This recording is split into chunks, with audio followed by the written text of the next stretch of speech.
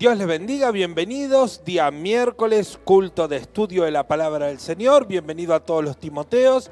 Le vamos a pedir que vayan dando su presente a través de las distintas redes sociales, en los WhatsApp, ahí en nuestro canal de YouTube de GEA. Vamos a prepararnos para estudiar la palabra del Señor. Vamos a orar y vamos a pedir la bendición del Señor para esta noche. Bendito Padre Celestial, te pedimos que tú nos bendigas en este tiempo de estudio de la palabra del Señor. Que sea tu presencia descendiendo desde el cielo sobre nosotros y que tu Espíritu Santo nos acompañe en esta reunión. Te lo pedimos y te damos gracias en el nombre de Cristo Jesús. Amén y amén. Vamos sí a iniciar esta reunión alabando y bendiciendo el nombre del Señor. En tu presencia danzamos libres, cúbrenos en tu luz de amor, llévanos mucho más profundo, pues somos hijos del gran yo soy. Oh Dios, siempre con nosotros, susurrando restauración, haz de nuestro ser tu morada, tú y yo somos, tu iglesia clama hoy. Abre los cielos con poder, enaltecido eres Dios, rompe tiniebla, brilla en gloria. Tu iglesia clama hoy, abre los cielos con poder, enaltecido eres Dios, rompe tiniebla, brilla en gloria. Ahí donde estás en tu casa, levanta tus manos al cielo y adora al Señor Jesús. Sí, Señor. En tu presencia danzamos libres, Jesús. Cúbrenos en tu luz de amor y llévanos más y más profundo. Sí, Señor. Oh Dios, siempre con nosotros, susurrando restauración, haz en nuestro ser tu morada, tú y yo somos, tu iglesia clama hoy, abre los cielos con poder, enaltecido eres Dios, rompe tinieblas, brilla en gloria, tu iglesia clama hoy, abre los cielos con poder, enaltecido eres Dios, rompe tinieblas, brilla en gloria.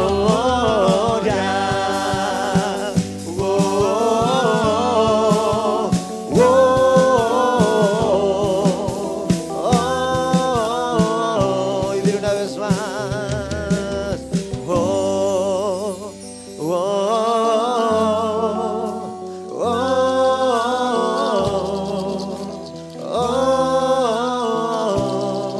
Te adoramos, Jesús.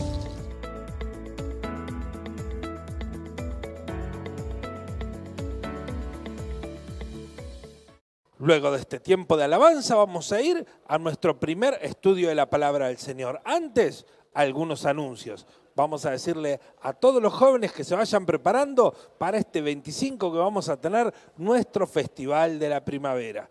Esté atento a los anuncios, siguiéndolo a través de las distintas redes sociales. Nuestras hermanas también se están preparando para su encuentro allí en Merlo. Hay muchas cosas que el Señor está haciendo con nosotros, así que no se pierda estar conectados con cada una. Ya llegando al final de esta reunión, también vamos a hacer una oración muy especial por los destinos de nuestra nación, para que el Señor también esté acompañándonos en esto. Ahora, sin más, vamos a ir al primer estudio de la palabra del Señor. Hola Timoteos, Dios los bendiga a todos. Como todos los miércoles estamos estudiando materias nuevas, esta vez el curso del Ministerio Apostólico. Espero que todos tengan los PDF y que puedan seguir estos estudios y armar su nueva carpeta sobre estos temas que son tan, pero tan caros a nuestro corazón, porque hablan de principios fundamentales que tenemos aquí en la familia del movimiento cristiano misionero. Hablamos el otro día sobre el llamamiento de los 12 apóstoles, cuando Jesús llamó a cada uno de los 12. Lo fuimos viendo y incluso en el último momento, aunque no figura en ningún lado cómo fue el llamamiento, el de Judas Iscariote. Vamos a ver que hay muchos llamados, pero pocos elegidos. Este texto a mí siempre me ha llamado la atención y me ha puesto como en alerta, ¿no? Dice, no es lícito hacer lo que quiero como es mío. Y los primeros serán postreros, y los postreros primeros, pero muchos son llamados, mas pocos escogidos. ¿Por qué será? ¿Cuál será la razón por la cual Él llama mucho y elige a algunos? No sé por qué, Señor, tú me elegiste, hemos cantado muchas veces en estos días. ¿Será que no responden al llamado? ¿Será que no están dispuestos? ¿Será que el Señor ve que no nos da la capacidad para hacerlo? ¿Será que bueno, que no nos da el pedri, que no nos da el precio? ¿Cuántas veces vemos algo y lo queremos comprar, pero no nos alcanza? No nos da. Entonces no podemos elegirlo, porque sé que no voy a poder comprarlo. Aunque todo lo puedo en Cristo, ¿no? Pero a veces el precio es demasiado alto. Por eso, algún día vamos a hablar del precio y vamos a hablar de esto. Muchos llamados, solo algunos elegidos. Pero Él los llamó como Él quiso.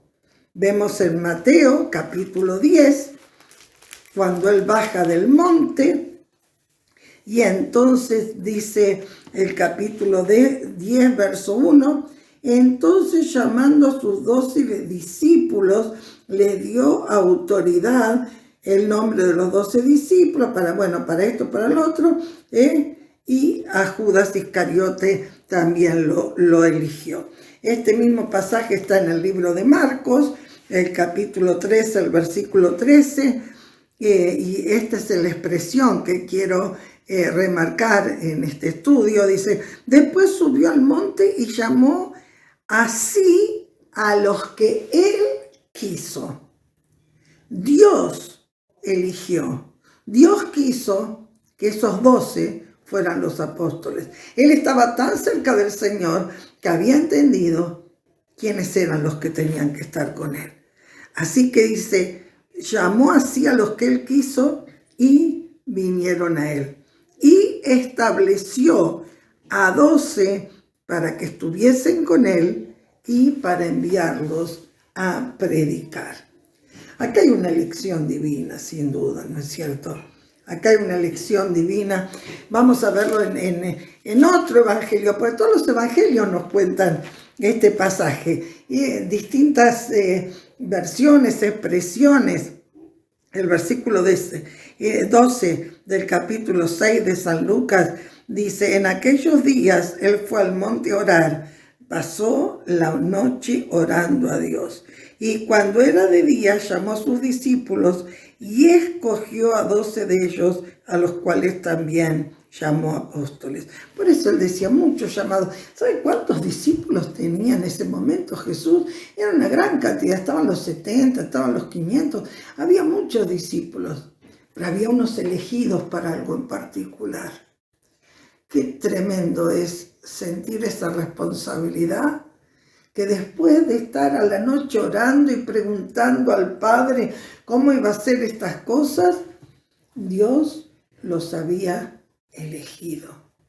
Estaban elegidos por el Señor para hacer su obra, para mandarlos a predicar, para darles autoridad y para que fueran el fundamento de la iglesia primitiva.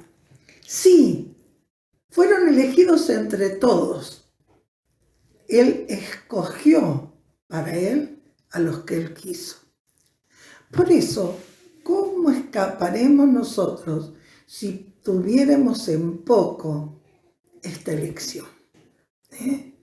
Si tuviéramos en poco este llamado que Dios ha hecho en nuestra vida, si lo menospreciáramos, por eso dice el que pone la mano en el arado y mira para atrás, no es digno de ser mi discípulo. No puede ser mi discípulo, porque el ser escogido por mí es un gran privilegio.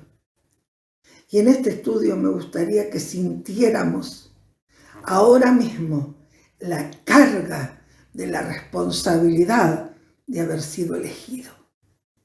Sí, Timoteo, todos nosotros que estamos un paso al frente en la obra del Señor, hemos sido elegidos, no solo llamados, hemos sido elegidos, hemos sido apartados, y de nosotros depende lo que vamos a hacer con ese llamamiento. Hay algunos que desprecian el llamamiento y después vienen y lo procuran con lágrimas. Y quiero decirte, a veces es tarde. Por eso, si eres un elegido, vamos, adelante en el nombre del Señor. No te rebajes a ninguna otra cosa que ser un elegido por el Señor. Pero no solamente los eligió, me encanta, pero dice que cuando los llamó, le dio también poder y autoridad sobre los espíritus inmundos y para sanar a los enfermos y para ser testigos de Él y para enseñar a las naciones. No lo llamó y le dijo, bueno, ahora son mis apóstoles, arréglese como puedan. No, el que te llama te va a dar todas las armas que necesitas para poder cumplir con el ministerio. No tengas miedo. Decir, mire, si me miro a mí mismo, dice el coro, no lo puedo yo creer. Pero si miro a Cristo, brota en mí la fe y digo, sí, Señor, contigo lo vamos a poder hacer. Quiero ser fiel, Señor. Quiero recibir ese poder y esa autoridad del cielo para poder cumplir con aquello para lo cual me ha llamado. ¿Sabes que si no tenemos el poder y la autoridad del Señor, no podemos?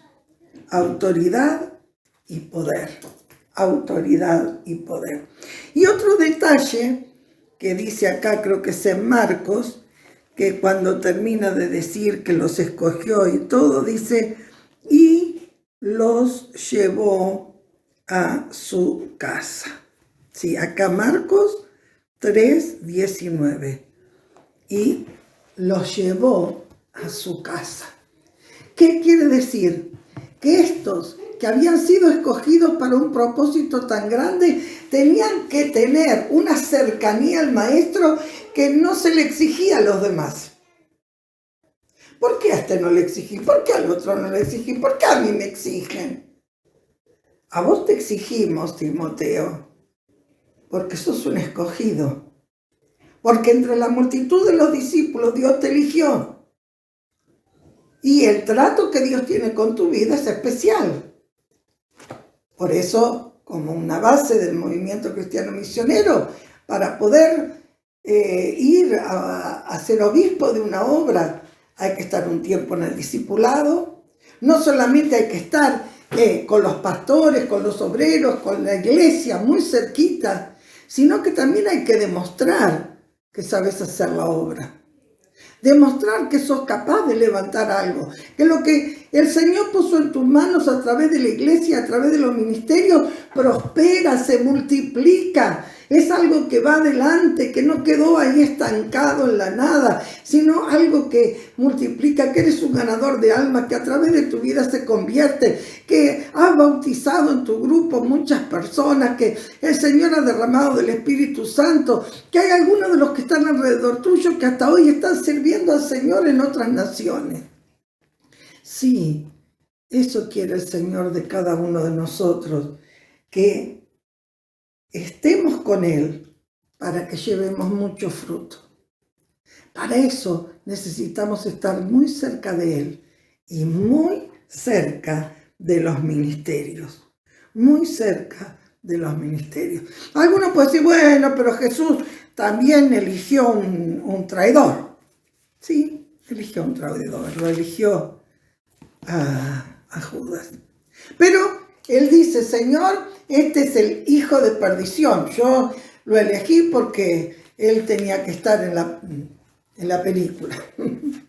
Él tenía que estar, necesitaba estar. Por eso lo elegí. Pero tú sabes que es el hijo de perdición. Y él se encarga de puntualizarle en el capítulo 15, versículo 16, dice: no me elegisteis vosotros a mí, sino que yo os elegí a vosotros y os he puesto para que vayáis y llevéis fruto, y vuestro fruto permanezca, para que todo lo que pidiereis al Padre en mi nombre, Él os lo dé.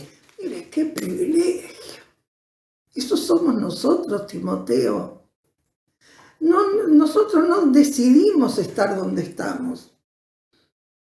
Yo no elegí, sí, tuve que decir sí, tuve que aceptar, pero el que eligió el camino fue Él. Él eligió el ministerio, Él eligió mi vida. Yo no estoy acá por voluntad propia ni por voluntad de varón, sino por voluntad de Dios. Por eso me aferro a Él. Señor, si tú me llamaste, si tú me escogiste, tú me vas a respaldar, me vas a dar la autoridad, me vas a dar la unción, vas a hacer que mi ministerio prospere, vas a hacer que mi vida prospere en ti, Señor. Tú eres poderoso para hacerlo, Padre. Y en San Juan, capítulo 6, el verso 70, dice: Jesús le respondió: ¿no os he escogido yo a vosotros 12? Y uno de vosotros es diablo. Hablaba Jesús de Judas Iscariote, hijo de Simón, porque este era el que le iba a entregar y era uno de los 12. Había un libro hace años que yo lo leí y lo recomendé. Dice: cuando lo que Dios hace no tiene sentido. ¿Saben que Dios hace cosas muy raras a veces? Por eso nos cuesta obedecerlo, por eso nos cuesta seguirlo, por eso nos cuesta decir: sí, Señor, o estará Dios en esto. Porque Él eligió a 12 y uno iba a ser traidor. Está bien, ese lugar estaba reservado para otro, pero uno iba a ser el que iba a entregar a Jesús. Cuando lo que Dios hace no tiene sentido. No te pongas a discutirle al Señor, no te pongas a preguntarle siquiera al Señor. Jesús lo sabía, lo presentía porque Él se lo dijo: miren, en la última cena yo los elegí a ustedes 12 y uno es diablo. ¿Puede Dios elegir un diablo? Señor, ayúdanos. Me llamaba la atención el otro día alguien que me decía: miren los milagros, esto, lo otro. Cuando el Señor dice: pero me dijeron, en tu nombre hicimos milagros, hicimos esto, hicimos el otro. Y el Señor se esconde de ellos y dice: no los conozco, obradores de maldad. Bueno, no quiero asustar a nadie, ¿no? Parece que el estudio de hoy es para que salgamos todos corriendo. No. El estudio de hoy es para que digamos: Señor, no quiero ser un Judas. Líbrame de esto, Señor, si es posible. Lo que sí quiero es ser uno de esos siervos tuyos, discípulos que estuvieron contigo, que recibieron de ti, que recibieron la unción, que recibieron la visión y que después pudieron construir tu iglesia. No la iglesia de ellos, tu iglesia. Y que las puertas del infierno no prevalecieron contra esa iglesia, porque esa iglesia fue poderosa, fundada sobre la roca. Porque tú nos has elegido y yo no soy quien para decirte: no quiero ser un elegido. Desde el principio, Jesús reunió a sus escogidos y tuvo un trato muy especial con cada uno de ellos. Y fueron los que estuvieron más cerca y escucharon más de cerca sus enseñanzas. Hoy no está Jesús a través de esta pantalla ni de esta voz amiga, pero tiene las personas que lo utilizan, que te están enseñando, que te están hablando, que te están aconsejando. ¿Cómo será nuestra actitud con esas personas? ¿Cómo será nuestra actitud con lo que oímos? ¿Entra por acá y sale por acá? O a veces ni nos tomamos el tiempo para oír. Ah, sí, hay un estudio, sí, qué bien. Bueno, que lo tome el que necesita. Dios, ayúdanos, ayúdanos. Él los reunió y les enseñó. Si ellos no hubieran sido enseñados, no podrían haber sido los apóstoles fundadores de la iglesia primitiva. Necesitaban estar al lado de Jesús, necesitaban las enseñanzas. Necesitaba que ellos le acompañaran en su ministerio, que vieran cómo sanaba a los enfermos, cómo tenía hambre, cómo dormía, cómo sufría. Era necesario que experimentaran con él. Juan lo describe tan hermoso, ¿no? Cuando Jesús iba con ellos en el capítulo 1, 2, 4, 6. Pero eso lo vamos a dejar para la próxima clase. Jesús te está escogiendo. Muchos llamados, pocos elegidos. Pero si Él te eligió, ¿y por qué no lo elegiste a este? Mira, ahí está, en los 70, en los 120. ¿Y a mí me vas a elegir para los 12? Dios elige como Él quiere. Pero no diga, estoy entre los 12 porque también puede ser un diablo. ¡Qué feo! Señor, líbranos, ayúdanos, Padre, en el nombre de Jesús. Quiero cumplir tu propósito, quiero que me uses, quiero ser un instrumento útil en tus manos, quiero ser un apóstol de estos últimos tiempos. Para eso tengo que ser llamado, escogido, e ir a vivirme con Él. Sí, la vida íntima con Jesús, con su obra, con su ministerio, con su accionar, es lo que nos prepara para el futuro que Dios tiene para nuestras vidas. Oremos al Señor. Padre amado, te damos gracias por estas escrituras, estos estudios. Oh Dios, tenemos que agradecerte tanto los que nos sentimos llamados y elegidos para propósitos eternos. Yo te pido que nos libres a todos y a cada uno, Señor.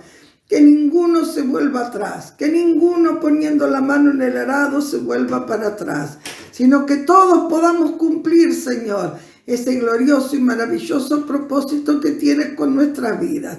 Padre, lo pido en el nombre de Jesús, pido tu gracia, oh Dios, sobre cada uno de nosotros, Señor, a los que tú vas a enviar con este llamamiento apostólico para tomar obras, para estar en otros lados. Oh, para abrir nuevas obras en la ciudad, para trabajar para tu reino. Señor, ayúdanos, Padre. Danos tu gracia, Señor. Y ayúdanos a serte fieles, Padre. A sentir esa responsabilidad de que tú nos amaste primero y nos elegiste. Viste algo en nosotros que ni nosotros habíamos visto. Que seamos dignos y que estemos a la altura de este llamado. En el nombre de Jesús. Amén, amén y amén. Un poquito fuerte, sí. A mí también me tocó, me golpeó bastante. Que el Señor nos ayude a serle fieles hasta el final. Hasta la próxima.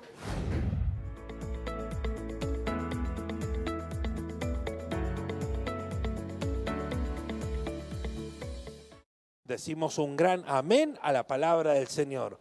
Y ahora vamos a hacer lo que habíamos dicho. Vamos a orar por los destinos de nuestra nación.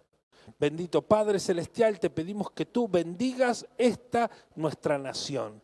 Este fin de semana que se van a decidir parte de los destinos de esta nuestra nación, que tú guíes a cada uno de mis hermanos para votar con sabiduría y con fe, creyendo y confiando en tú, que eres nuestra guía para todas las cosas. Confiamos en tu promesa que tú eres el que pones y el que sacas a los reyes. Te lo pedimos y te damos gracias en el nombre de Cristo Jesús. Amén y amén. Vamos a bendecir también a los hermanos que dan sus ofrendas, que dan sus diezmos, que de esta manera también bendicen a la obra del Señor.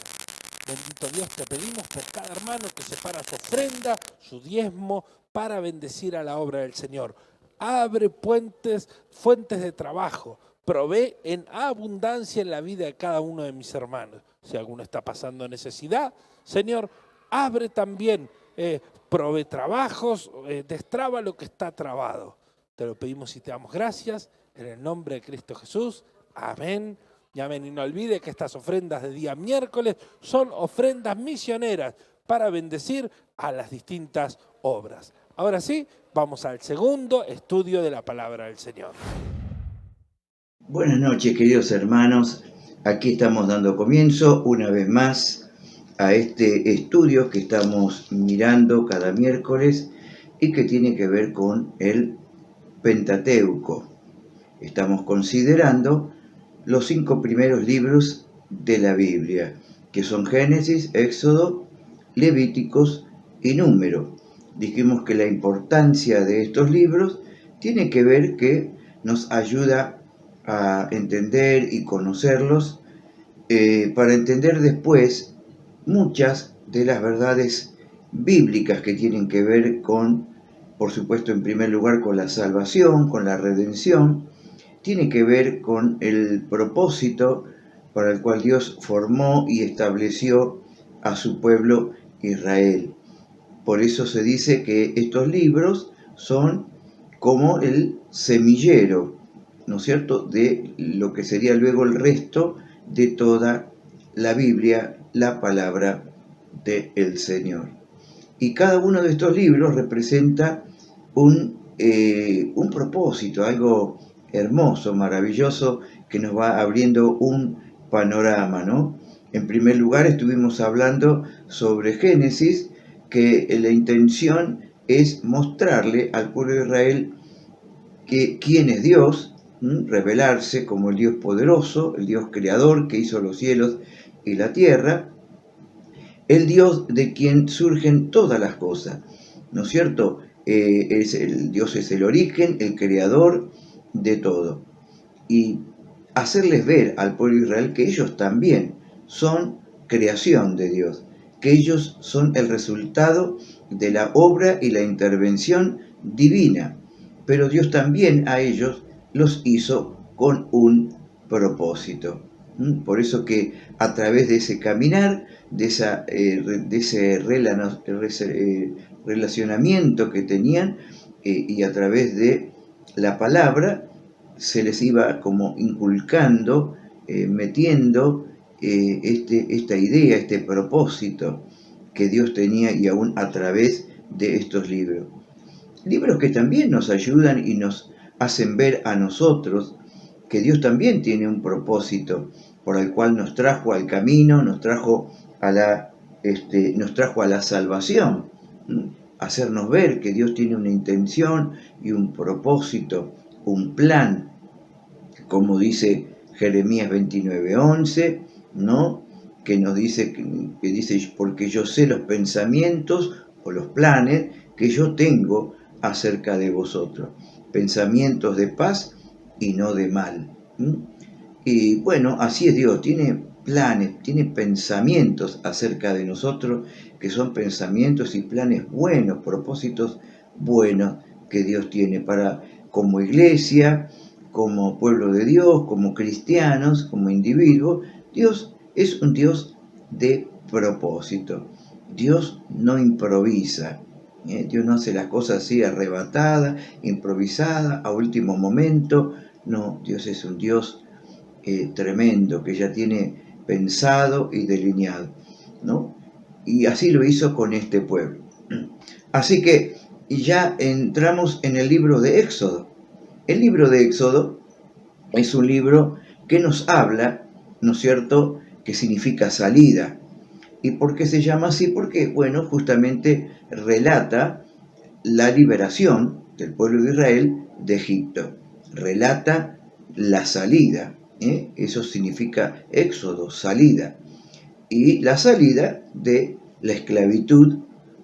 Y es un libro en que, bueno, justamente cuando Dios les habla, era para decir, bueno, yo los saco de la esclavitud, pero los quiero llevar a una tierra que fluye leche y miel. Una tierra, quiere decir una tierra próspera, una tierra bendecida, cosa que ya después de 400 y algo de años que estuvieron en esclavitud, no sabían nada de eso, no eran dueños de nada, no tenían nada.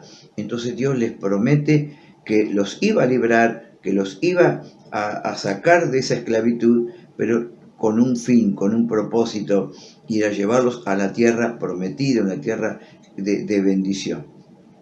Cada vez que Moisés se ha presentado ante Faraón para reclamarle, él decía estas palabras: deja ir a mi pueblo. Le decía de parte de Dios: deja ir a mi pueblo. Y es interesante cuando usted busca allí los versículos, que quizás no nos dan los tiempos para hacerlo detalladamente, usted va a encontrar que en reiteradas veces le dice: deja ir a mi pueblo para que vaya y me sirva. Deja ir a mi pueblo para que vaya y me celebre fiesta. Deja ir a mi pueblo para que vaya, ¿no? E invoque mi nombre. Bueno, distintas expresiones. Pero decir: deja ir a mi pueblo para este fin, para este propósito, para servirle, para adorarle, para hacer fiesta, para celebrar, ¿no? Al Señor. Tener ese propósito tan maravilloso, ¿no? Se repite muchas veces. Entonces, por un lado, Éxodo es un libro de redención. Es un libro que, gracias, usted recordará allí en Génesis, ¿no? En Éxodo 12, que tenemos el relato de la Pascua, porque es el día cuando salen los de la esclavitud, aquella última plaga, la plaga de la muerte de los primogénitos, y que ellos, gracias a la sangre del Cordero, que por directiva de Dios ellos marcan las puertas, los dinteles de las casas, y aquella noche la muerte, el juicio, no pasa por esa casa. Hay salvación, hay redención. Por supuesto, esto llegó ya a una condición en Egipto, como los mismos que le rodeaban al faraón dijeron: ¿no ves que ya Egipto está destruida? Ya no queda más nada, porque después de las plagas, después de los granizos, después de esto, de aquello y del otro, estaba devastado. Entonces ya no querían sufrir más y le decían que dejara ir libre al pueblo de Israel. Y obviamente después de esta tremenda plaga o juicio, ahí Faraón dice: bueno, que se vayan, ¿no? Quizás en varias veces intentó decirle, puso condiciones: bueno, vayan, pero hasta ahí nomás y vuelven. No. Vayan, pero vayan los hombres y dejen las mujeres, los ancianos, los niños. No. Después dijo: vayan, pero dejen los animales. No. Ni una pezuña, dijo Moisés, quedará. Es decir, les ponían condiciones para poder salir en esclavitud, a la cual nunca accedieron. La libertad, la salvación, lo que Dios viene es completo, no es la mitad, no es una parte. Dios quiere redimirnos en todas las áreas de nuestra vida. El enemigo quisiera que bueno, vayan, bueno, vayan al culto, pero o vayan acá, o vayan, no, los niños no, o los jóvenes, o los ancianos. No.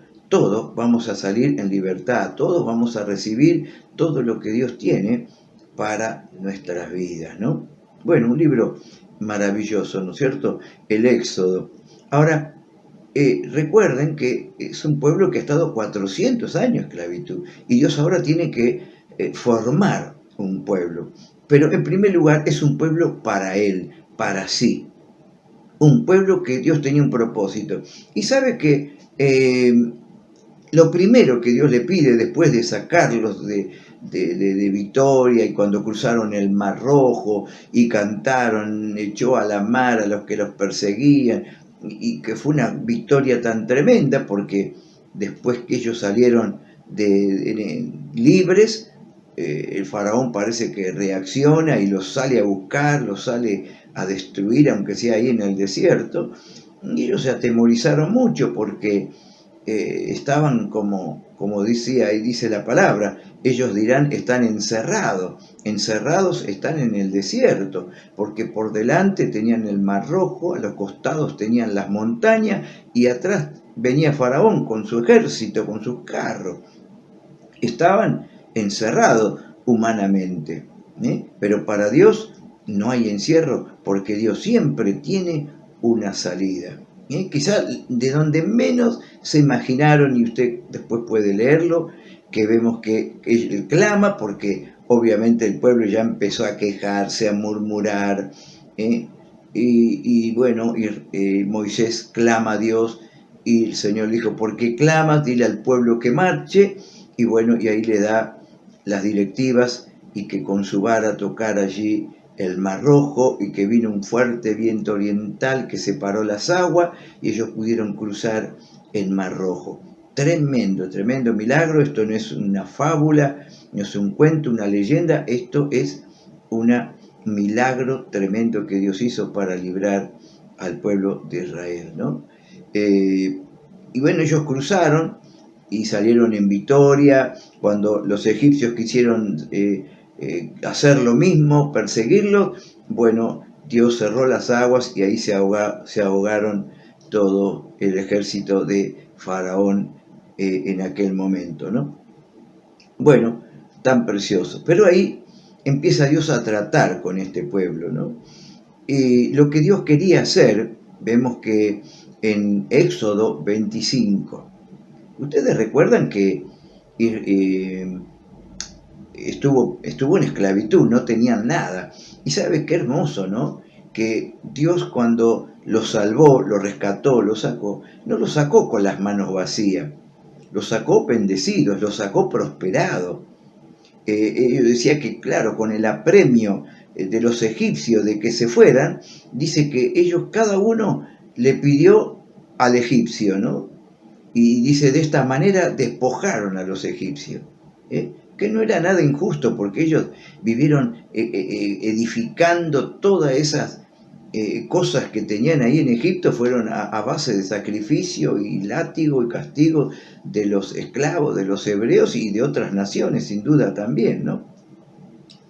Entonces cuando ellos salen, Dios le había dicho que los iba a sacar, y que cada uno pidieran a su vecino, y sacaron joyas, vestidos, esto, el otro, recontra bendecidos salieron, ¿no? Prosperados, por así decirlo, ¿no? Porque cada uno dice despojó, y claro, los egipcios con tal que se vayan, les daban todo lo que pedían. De esa manera, ¿sí? Dios no los sacó, bueno, así de cualquier manera, los sacó bendecidos. Pero acá está, a veces como el diseño, como el propósito de Dios, ¿no? Y usted fíjese que en el capítulo 25, lo primero, porque es lo primero que uno encuentra, lo primero que Dios le demanda y le pide al pueblo de Israel, ¿sabe lo que es? ¿Qué es lo primero que Dios le pide a Israel? Una ofrenda. Le pide ofrenda. ¿Cómo empieza, no? Lo primero que Dios empieza a pedir es una ofrenda. Y es una ofrenda especial, porque acá se ve un poco de todo lo que ellos tenían y que habían podido rescatar de Egipto. Y dice, Jehová habló a Moisés diciendo, di a los hijos de Israel que tomen para mí ofrenda. De todo varón que la diere de su voluntad, de corazón, tomaréis mi ofrenda. Y mire estas expresiones, tomaréis mi ofrenda. Esta es la ofrenda que tomarán de ellos: oro, plata, cobre, azul, púrpura, carmesí, lino fino, pelo de cabras, pieles de camello, teñidas de rojo, pieles de tejones, madera de acacia, aceite para alumbrado, especias para el aceite de la unción y para el incienso aromático, piedras de ónice, piedras de engaste para el éfod y para el pectoral. Esto es lo que Dios le pide. Y ahora, ¿de dónde sacaron todo eso? De Egipto. Es decir, Dios los bendijo, Dios los prosperó. Pero ahora Dios quería que con eso ellos pudieran servir al Señor. Que Dios les pedía una ofrenda. No era obligatoria, sino que dice, cada uno de su voluntad, de su corazón, tomarán ofrenda para mí, para mi ofrenda, ¿no? Si bien era para un asunto específico, pero era para el Señor, ¿no? Y lo primero que Dios hace es pedir ofrenda. Esto es interesante también, ¿no? Que cuesta hoy. Y bueno, quizás cuántas veces hemos hablado hoy, poder servir a Dios, como dice en la palabra, honra a Jehová con tus bienes y tus graneros serán llenos, ¿no? Cuando honramos a Dios con aquello que tenemos, cuando reconocemos que lo que tenemos se lo debemos al Señor, que no somos dueños, sino que somos administradores de lo que Dios nos ha dado, y poder de esa manera servir también al Señor. Ahora, ¿con qué objetivo Dios pidió esto? Y bueno, habría mucho para hablar sobre este tema, ¿no? Pero dejamos ahí, pero ve usted la importancia que tiene. Dios los bendijo para que sean de bendición. Dios los prosperó, Dios les soltó los recursos, pero también para que con ellos podamos, quizás, bueno, tener para cubrir nuestros gastos, necesidades, o nuestras necesidades, placeres o alguna cosa, pero también para con ello poder servir al Señor, que no es en vano y que Dios recompensa y bendice también. Pero el objetivo, ¿cuál era? ¿No es cierto? Ahí tenemos en Éxodo 25, y dice, harán un santuario para mí, verso 8, y habitaré en medio de ellos, conforme a todo lo que yo te muestre, el diseño del tabernáculo y el diseño de todos sus utensilios, así lo haréis. ¿Qué es lo que Dios quería? Hacer un santuario, un tabernáculo, hacer un lugar donde Él pudiera estar en medio de ellos, donde ellos pudieran venir a celebrar, a gozarse, a alabar a Dios, a tener un encuentro con el Señor. Ahí Dios quería establecer, ahí se empezó a establecer lo que sería el culto, lo que sería el santuario, lo que serían, ¿no es cierto?, las ofrendas, los sacrificios, los animales, el ministerio, los sacerdotes. Esto estaba ahí en todo ese proceso de formación, que ya estaba todo en el corazón, en la mente de Dios, y que Dios iba revelando. Usted después puede leer aquí en Éxodo los capítulos siguientes, como Dios le dice acá, van a hacer lo que yo les pida conforme al diseño. Todo lo que Dios les pidió era según el diseño que Dios le mostraba, cómo tenía que ser el atrio, cómo tenía que ser el candelero, cómo tenía que ser el tabernáculo en sí, sus divisiones, sus muebles, cómo tenía que ser todo. Por eso las ofrendas que les pidió, ¿no? ¿Con qué motivo? Tener un espacio, un lugar. Un espacio, un lugar, no allá a un costado, bueno, como diciendo, acá estoy yo, si quieren venir, si quieren acercarse allá en una punta, en un rincón olvidado. No, dice en medio. Inclusive cuando usted lee un poquito más, el orden de Dios para la organización para lo que era el acampar de este pueblo, cómo tenían que acampar, era alrededor del tabernáculo. Dios no es un agregado, Dios tiene que ser el centro de nuestra vida. La presencia de Dios, ¿no es cierto?, tiene que afectar todo nuestro ser, nuestro hogar, familia, casa, matrimonio, trabajo, hijo, bueno, todo. No como uno, bueno, esto no. Quizás como los religiosos, bueno, tienen su vida y allá el domingo, cuando se acuerdan o cuando pueden, se acercan o le dan ese espacio, ese lugar a Dios.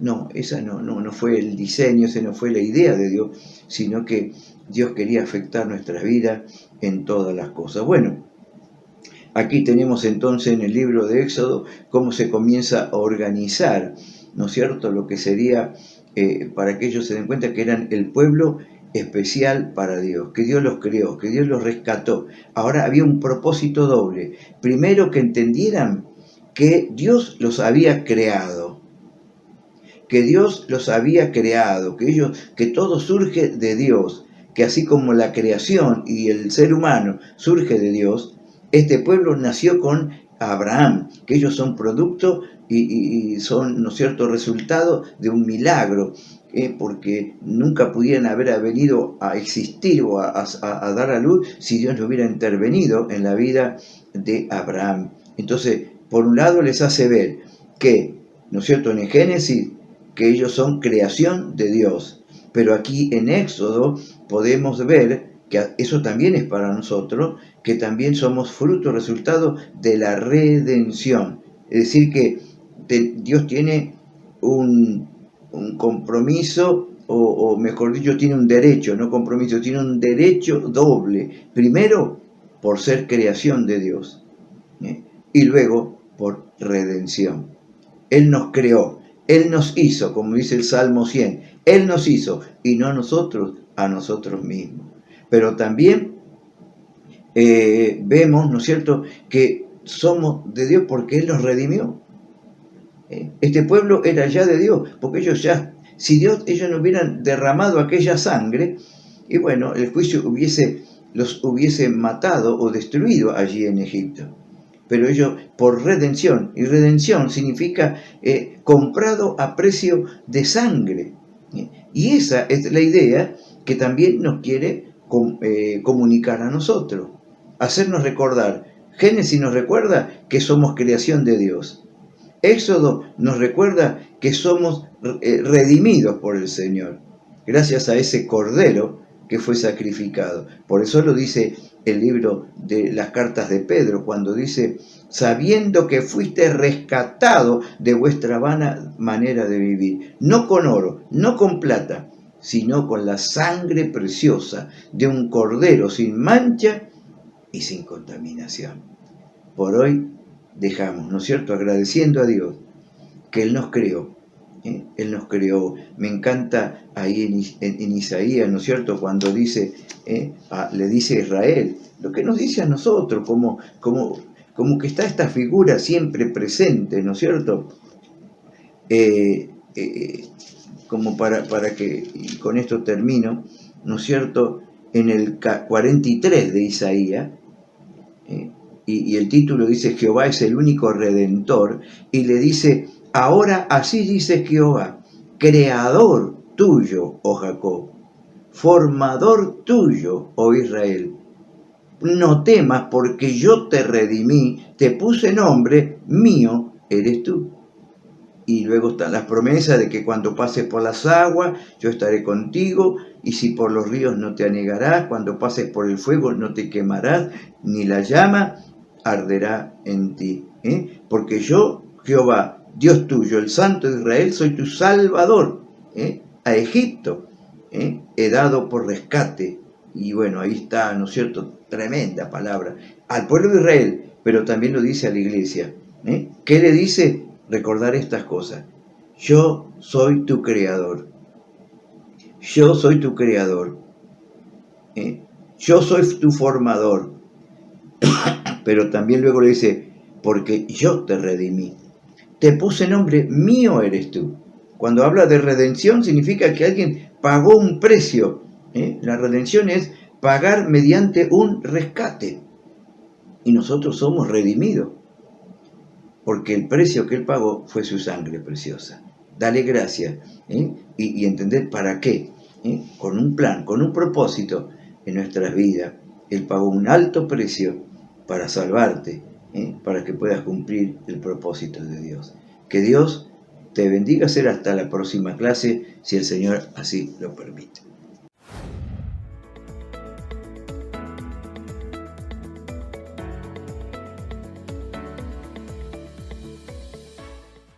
Dios les bendiga y bienvenidos a nuestro estudio bíblico, Nueva Vida en Cristo Jesús. Estamos ya en el libro número 3 y hoy vamos a tener el capítulo número 9, exhortándonos unos a otros. Qué importante esta lección y cómo nos prepara para nuestra vida cristiana, en especial en el aspecto en el que somos responsables los unos de los otros. Vamos a iniciar con el verdadero y falso de este estudio. La primera afirmación dice: es mejor no dar consejos a otros para evitar problemas. Vivimos en un mundo donde pensamos que quizás no meterse o no participar en las decisiones personales de otros es prudencia o hasta quizás correcto. Pero la Biblia nos habla muy precisamente en el velar los hermanos los unos por los otros. Y en el velar está el aconsejar, el marcarles el buen camino, el indicarle por dónde debe ir. Entonces la primera afirmación es falsa. Vamos a ver qué dice la segunda. Si Dios me está impulsando a exhortar a alguien, debo hacerlo sin demora. Un consejo oportuno en el momento que es preciso es beneficioso para nuestra vida. Cuando a veces nos dan un consejo luego de que ya pasó el momento que lo necesitábamos, puede ser una palabra de sabiduría fuera de tiempo, que lo único que nos hace es recordar nuestro error. Pero cuando el consejo viene previo o en el momento adecuado, este consejo sirve para nuestra vida. Entonces el consejo tiene que ser pronto. Nuestra segunda afirmación es verdadera. ¿Qué dice la tercera afirmación? Usando la Biblia garantiza que mis consejos serán sabios. En un mundo de relatividad moral, en un mundo de verdades tan relativas, la Biblia es una guía constante y segura que me indica cuál es el camino que debo seguir. Entonces, cuando mi consejo está basado en la Biblia, mi consejo es un consejo que no solamente va a ser de utilidad práctica, sino va a ser un consejo que va a ser para restauración y vida. La tercera afirmación, entonces, es verdadera. Vamos ya propiamente a las consignas del estudio. La primera parte, no podemos hacer caso omiso.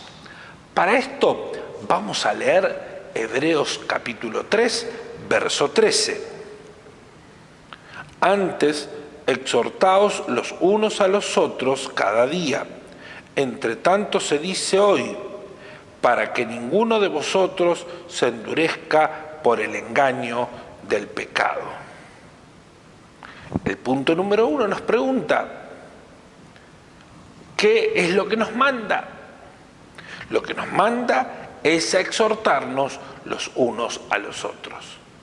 Hay un valor bíblico muy especial en el que usted y yo tomemos responsabilidad por el hermano y nuestra responsabilidad incluya el exhortarlo.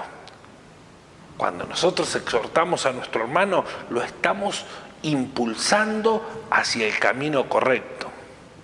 Después, un poquito más adelante, vamos a ver qué es la exhortación. Pero ¿qué nos plantea el punto número 2? ¿Cuándo es el momento apropiado para exhortar? Hoy, ahora, en este momento. Hablábamos en las afirmaciones de verdadero y falso que hay un tiempo oportuno para la exhortación y lo tengo que aprovechar. Y ese tiempo es hoy, es ahora, es en este momento. No tengo que dejar pasar la oportunidad de ayudar a mi hermano a fortalecerse en el Señor.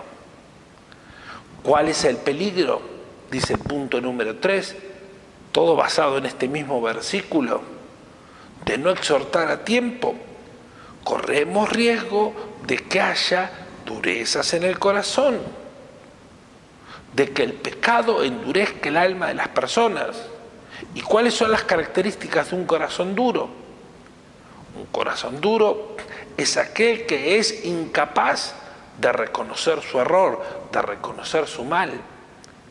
Sí, quizás es capaz de ver el mal en otros y quizás es capaz de poder discernir lo que pasa en los demás, pero es incapaz de reconocerse necesitado a sí mismo. Cuando el corazón se endurece, el proceso de volver atrás es mucho más dificultoso. Por eso es que antes que el corazón se endurezca, tiene que llegar el consejo oportuno. Déjenme leerles algo que dice acá en el manual. Mientras más tiempo pase, más resistente se hará el corazón. Unas personas son sensibles y se arrepienten, mientras otras son duras y nada parece afectarles. Endurecer el corazón toma tiempo, por lo tanto es fácil decir, ¿por qué hay tanta prisa? Mañana hablaré con él. ¿Por qué muchas veces queremos esperar hasta mañana? ¿Qué es lo que nos lleva a dilatar el hablar con las personas? Quizás sea nuestro temor a darnos cuenta que el consejo que estoy dando también me lo tendría que estar dando a mí mismo. Quizás es la presión de no sentirnos adecuados para ser la persona que exhorte. Pero déjeme decirle algo, si Dios lo está llamando a exhortar, este es el momento para hacerlo. ¿Habrá alguna razón por la cual yo no debería exhortar? Si yo soy una persona que estoy viviendo en santidad o que he ordenado mi vida, que estoy llevando mis cosas en orden, no hay ninguna razón para que yo no pueda exhortar.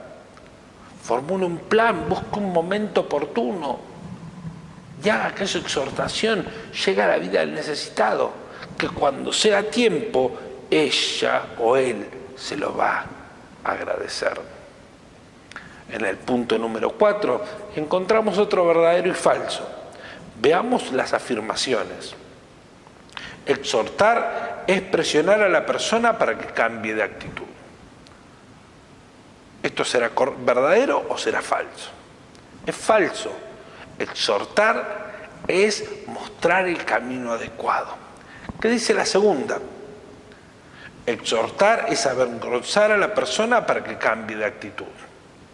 Lo único que logro cuando yo avergüenzo a una persona es que esta persona levante una barrera y esa barrera sea un impedimento para yo llegar a ella y para que ella llegue a mí.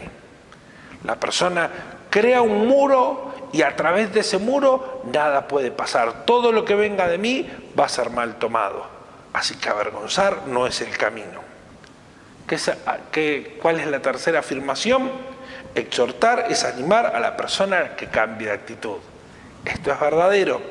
Cuando nosotros exhortamos de tal modo que la persona se siente impulsada a cambiar de actitud, este es el camino correcto. En este momento podemos decir que estamos yendo bien. A partir de la pregunta número 5, encontramos la siguiente parte del estudio, que es cómo exhortar a otros. Primera de Timoteo 5, 1 y 2 nos dan algunas pautas. No reprendas al anciano, sino exhórtale como a padre, a los jóvenes como hermanos, a las ancianas como madres, a las jovencitas como hermanas, con toda pureza. ¿Cómo debemos exhortar? Como familia, como si estas personas fueran de nuestro círculo más íntimo, los que más apreciamos. El regaño es una manera correcta o bíblica de exhortar y la respuesta es un gran no. Debemos exhortar con respeto, con ese respeto que nosotros tenemos a nuestra familia. Cómo me gustaría que traten a mi padre, cómo me gustaría que traten a mi madre. Y déjeme hacer una salvedad. En este punto vivimos en un tiempo donde hay tanta, ha decaído tanto la imagen familiar, ha decaído tanto el respeto hacia los padres, que quizás para algunos este ejemplo va a quedar incompleto, porque dice, bueno, yo con mi papá no tengo una buena relación, con mis hermanos mucho menos, porque muchas veces el enemigo ha usado parte de nuestra familia para que pasen cosas entre nosotros. Entonces, ¿a qué tengo que recurrir? A ese deseo íntimo que debería existir en la familia de que al otro le vaya bien, de que al otro se lo trate con respeto. Avanza un poquito más y 2 Timoteo, ahí dando vuelta a la hoja, capítulo 3, verso 16, y lo leemos. Toda la Escritura es inspirada por Dios y útil para enseñar, para redarguir, para corregir y para instruir en justicia. ¿Cómo es que nosotros exhortamos? A través de la Escritura, la palabra del Señor. La palabra del Señor que tiene consejo para todo. Estamos ahora en septiembre, mes de la Biblia. La Biblia tiene un consejo específico para cada necesidad. Sí, está bien, hay temas que la Biblia no los trata puntualmente porque quizás, no sé, las redes sociales no existían en tiempo que se escribió la Biblia. Pero hay consejos claros que se pueden aplicar a cada una de las verdades para fortalecerlas, para decir cuáles son las de las que nos tenemos que cuidar, a cuáles tenemos que prestarle nuestra energía. Y acá nos dice algunas cosas para las que es útil la Escritura. Dice primero para enseñar, para redarguir, para corregir y para instruir. La primera es enseñar. ¿Qué es enseñar? Enseñar es marcar un camino. Cuando nosotros agarramos una persona que no tiene ningún conocimiento, le podemos dar la indicación adecuada, como cuando se enseña a un niño pequeño. Ahora, redarguir es un proceso más profundo, que es el de volver a enseñar algo que se conoce mal. Nosotros venimos de una cultura idólatra y muchas veces cuando las personas llegan a la iglesia les tenemos que enseñar que la idolatría es un pecado y algo que ellos entendían que era bueno, como colgar una estampita, como tener un pequeño altar. Les tenemos que decir, tenemos que redarguirle, decirle esto que ustedes pensaban que era de una manera, tienen que entender que es de otra. Corregir nos habla de los errores que nosotros cometemos intencionalmente. Intencionalmente quiere decir a sabiendas que lo que estamos haciendo está mal. La diferencia con redarguir es que nos enseñan lo que pensábamos que está bien y está mal. Corregir es lo que sabemos que está mal y ahí recibimos una nueva instrucción. Y lo último es instruir. Instruir es una palabra muy compleja y muy profunda, que aunque nosotros la usamos para enseñar, instruir tiene su origen más profundo en ajustar una verdad a otra. Todo lo que nosotros sabemos, todo lo que nosotros conocemos, tiene que estar atado, guiado, moldeado por la palabra del Señor. Déjeme leerle lo siguiente que dice el manual. No faltan personas que quieren decirnos lo que debemos hacer. Pero ¿cómo sabemos si su consejo es acertado o no? Al usar la Biblia para exhortar, podemos estar seguros de que nuestro consejo está basado en la sabiduría de Dios y no en las opiniones. Por eso es que muchas veces cuando alguien nos dice ¿cómo vas a entender esta situación si vos nunca la viviste?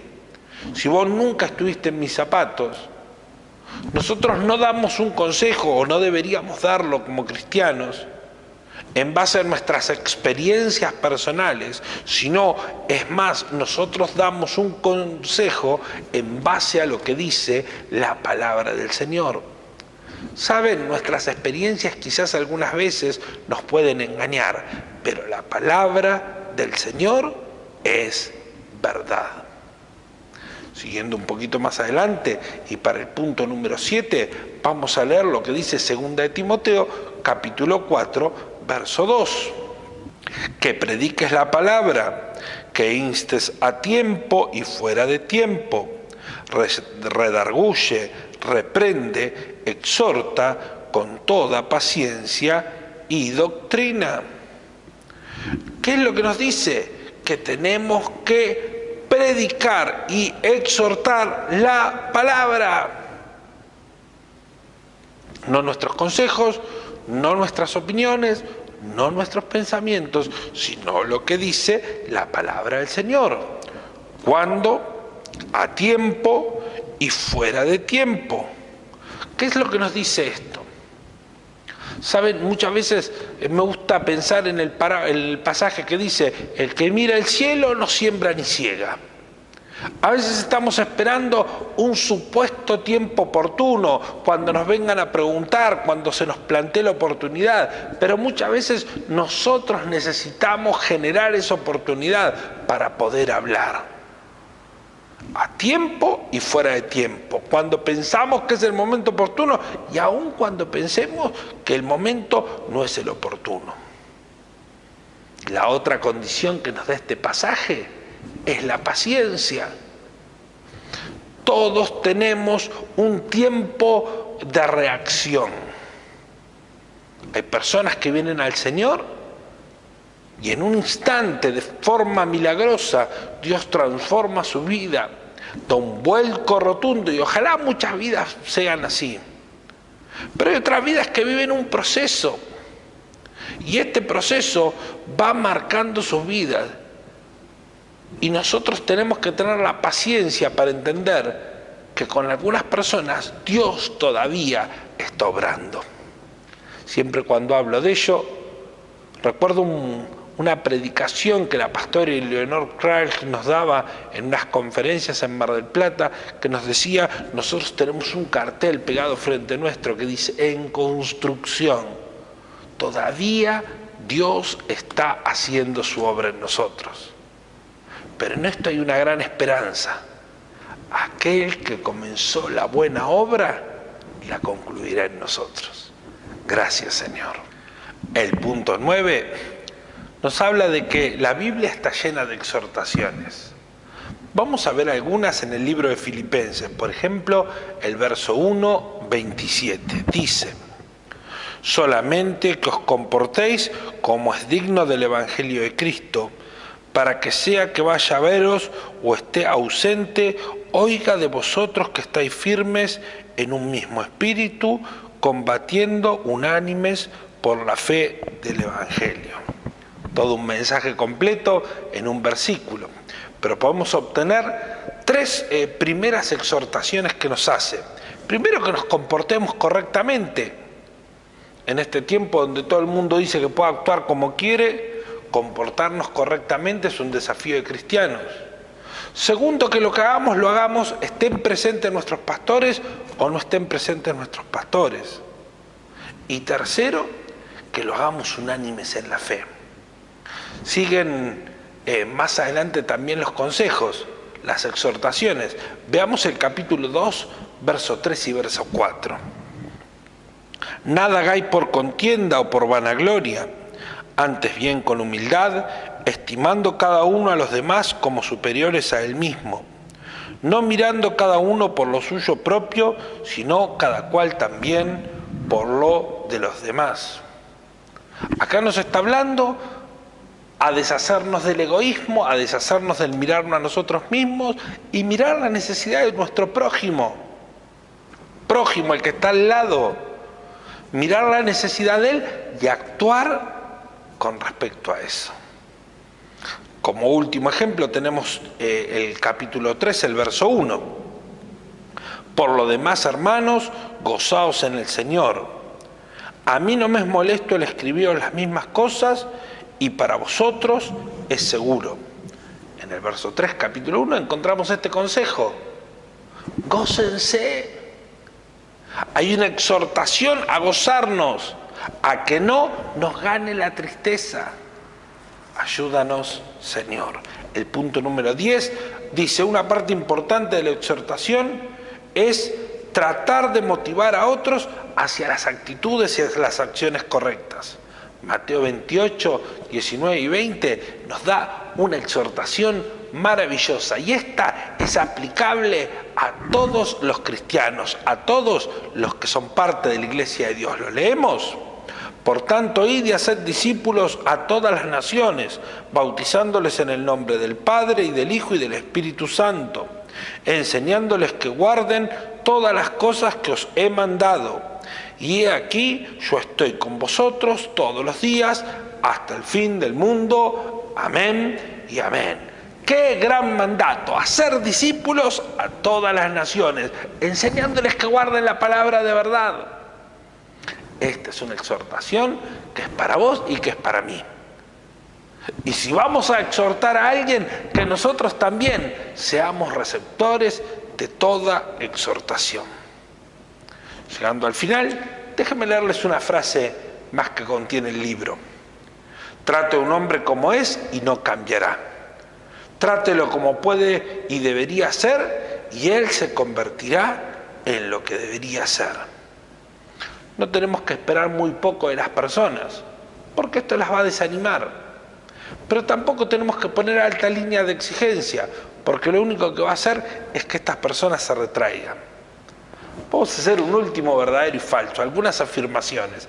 La primera, la meta de la exhortación es hacer sentir mal al otro por el pecado. Esto es falso. El único que trae convicción y dolor por el pecado es el Espíritu Santo. La meta de la exhortación es decirle cómo puede hacer lo correcto. Esta es verdadera. La exhortación es mostrar el camino hacia lo correcto. La tercera afirmación, hay que darle una buena regañada para que se componga. Esto es falso. El regañar no cambia a las personas. La siguiente afirmación, es mejor guardar silencio para no ofender a nadie. Hermano, hermana, nosotros tenemos que aprender a hablar con amor, con mansedumbre, con respeto, sin ofender, pero que esto transforme las vidas. Así que esa también es falsa. La exhortación debe ser basada en la palabra de Dios, no en opiniones personales. Y esto es verdadero. Mis palabras no transforman, mis palabras son nada más que mi opinión, pero las palabras del Señor tienen poder y además son vivas y eficaces. La última afirmación dice, se debe exhortar con respeto y ternura. Ayúdanos, Señor, a que nunca perdamos la ternura, a que nunca perdamos el respeto. Es nuestro deber exhortar, de exhortar ahora, de exhortar con respeto, de exhortar en este tiempo, de exhortar con la palabra del Señor. Ayúdanos a que podamos cumplir tu voluntad. Tenemos el texto para el día de hoy, que repetimos todos juntos. Antes, exhortaos los unos a los otros cada día, entre tanto que se dice hoy, para que ninguno de vosotros se endurezca por el engaño del pecado. Amén. Hasta aquí hemos llegado el día de hoy con este estudio. Espero que haya sido de mucha bendición para su vida. Los esperamos para la próxima clase. Dios le bendiga.